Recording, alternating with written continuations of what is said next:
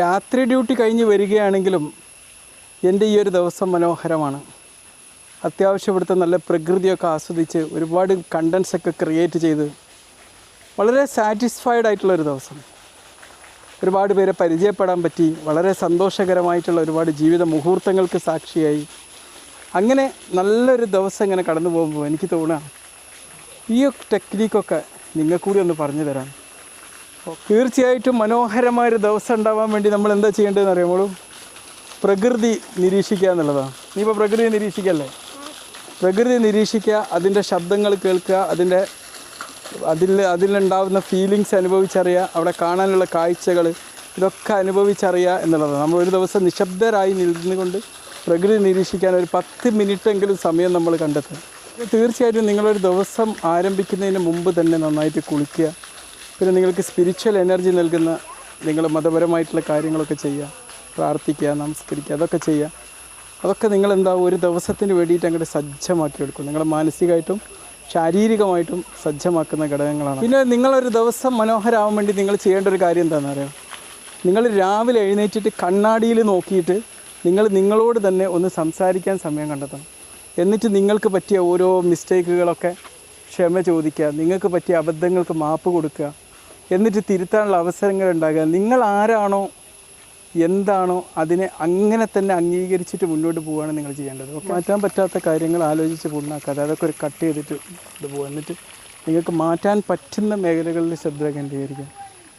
നിങ്ങൾക്ക് ആത്മീയത പ്രോത്സാഹിപ്പിക്കുന്ന, നിങ്ങളെ ഒന്നും പോസിറ്റീവായി നിലനിർത്തുന്ന, നിങ്ങൾക്ക് നല്ലൊരു എനർജി നൽകുന്ന നല്ലൊരു ചിന്ത എപ്പോഴും നിങ്ങൾ സ്റ്റോക്ക് വെക്കുക. എന്നിട്ട് പലപ്പോഴായിട്ട് ആ ചിന്ത നിങ്ങൾ ചിന്തിച്ചുകൊണ്ട് കൊണ്ടിരുന്നാൽ ആ നല്ല ചിന്തക്കനുസരിച്ച് നല്ല എമോഷൻസ് നിങ്ങളുടെ ജീവിതത്തിൽ രൂപപ്പെടുകയും അതെന്താവും അവസാനം നിങ്ങളെ ഏറ്റവും നല്ലൊരു പോസിറ്റീവ് സ്റ്റേറ്റിൽ പിടിച്ചു നിർത്തുകയും ചെയ്യും.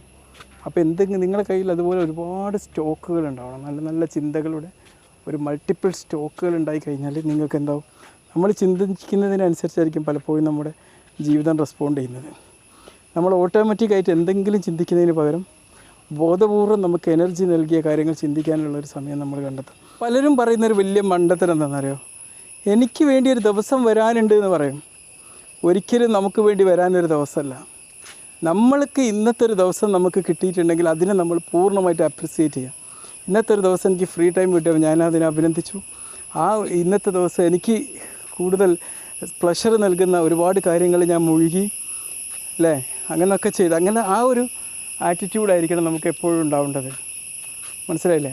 ഈ ദിവസം നമുക്ക് കിട്ടുന്നൊരു ഗിഫ്റ്റായിട്ട് നമ്മൾ കണ്ടിട്ട് നമ്മൾ ജീവിതത്തെ മുന്നോട്ട് കൊണ്ടുപോയി നോക്ക്.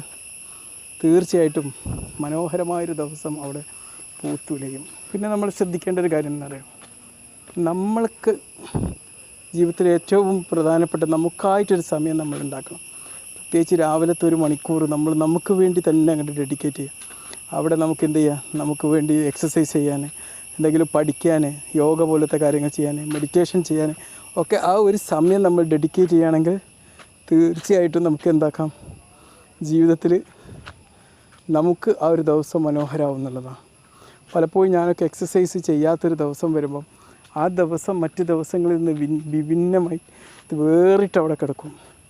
വളരെ ബുദ്ധിമുട്ടായിരിക്കും. ആ ഒരു ദിവസം ഇങ്ങനെ കുറച്ച് അസ്വസ്ഥതകളൊക്കെ ഉണ്ടാവും. പക്ഷേ നമ്മൾ ആ ഒരു എക്സസൈസിനൊക്കെ ടൈം ഡെഡിക്കേറ്റ് ചെയ്യണമെങ്കിൽ അത് നമുക്ക് പറഞ്ഞറിയിക്കാൻ പറ്റില്ല. അത്രയേറെ നമുക്ക് ഹെൽത്ത് ബെനിഫിറ്റ്സ് ഉണ്ടാവും. തീർച്ചയായും നമ്മൾ ഉറക്കത്തിൻ്റെ സമയം വളരെ ഇമ്പോർട്ടൻ്റ് ആണ്. നമ്മൾ